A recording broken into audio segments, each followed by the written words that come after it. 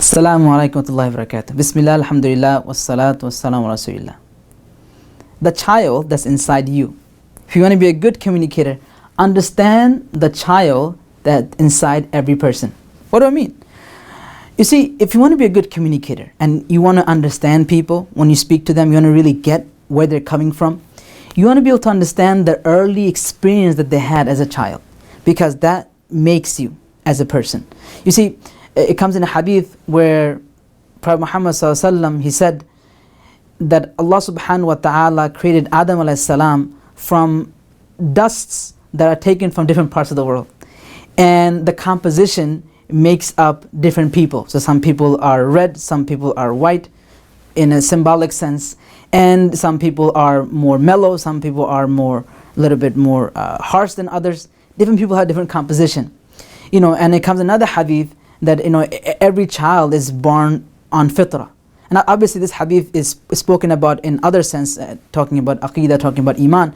But in another sense, we could look at the hadith and say a child is born with almost a blank slate, and then the parental experience, the interaction they have as a child really gets embedded. Imagine you start with a blank board and it starts to get written, and those edges that are written as a child in your psyche stays forever. What do I mean, practically speaking? Well, you see, as a child, if you were a firstborn, and you were the firstborn and you have siblings, you tend to be a little more responsible. You tend to care about your younger siblings. If you are a middle child, you're the middle of the group. So there are people above you, people below you. So you tend to be, people pleaser, because you want to, stand out, right? If you are the youngest, you tend to be a little more rebellious, a little more carefree. If you're the only child in the house, then you grow up thinking you're the most important. You grow up, just being more little mature than others your age. So it affects you, even your birth order. Affects you how your parents interacted with you as a child. When you were a child, did your parents give you unconditional love or conditional love? Did they say, we're going to love you if you do X, Y, and Z? So now, as a child now, you're learning what a love is. You're learning that if people do stuff for me, then I am acceptable. If I do stuff for people, then I am acceptable. If I don't, then no one's going to love me. Did they allow you to be who you are? As growing up, did your parents, tell you that your height, your age, your ability, how much you eat, it's okay who you are, how you look? Or did they criticize you? They say, look at your older brother, look at your younger sister. And so you grew up learning that something is wrong with me. And so and when you grow up as an adult now, that imprint stays inside. And that affects you. And you look at how your parents dealt with you when you made mistakes. What they're very harsh when you made mistakes. So you grew up learning mistakes are a bad thing. Can't touch mistakes. Gotta avoid mistakes because they're very scary. As growing up as a child, did your parents go through divorce, and you experience your world shatter in front of you? Were you bullied as a child? And you learned that something is wrong with me. Did you as a child learn that world outside is scary?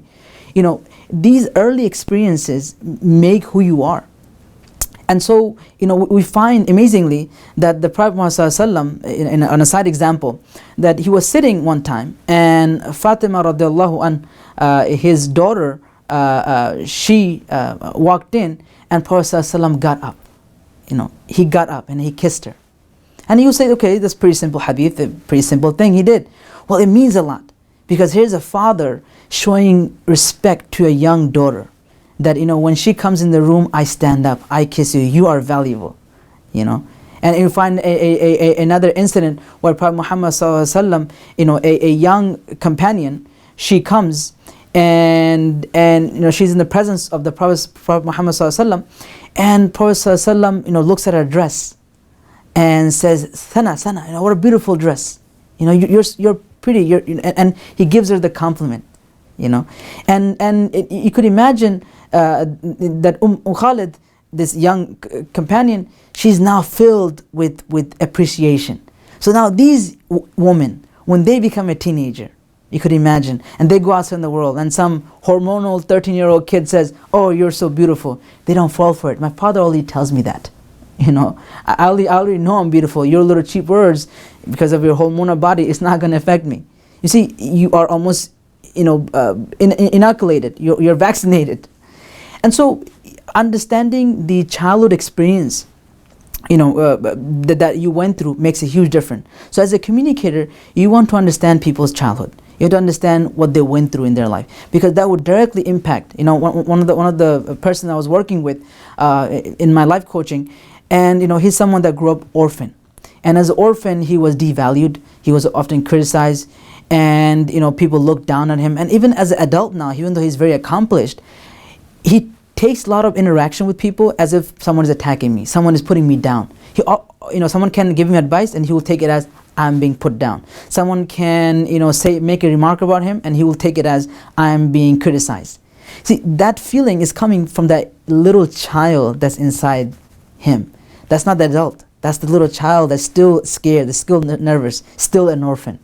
So you have to understand and do a little self-reflection on what are your childhood experience, what you've been through in your childhood, and how that impact you as an adult, because that little child inside you is still alive and kicking. And so on another end, as a listener, as a speaker, you have to sort of understand what that person's childhood was like. Now, how do you do this? You meet someone for the first time, or you have very little time. Well, you ask them some questions. Questions like, where'd you grow up?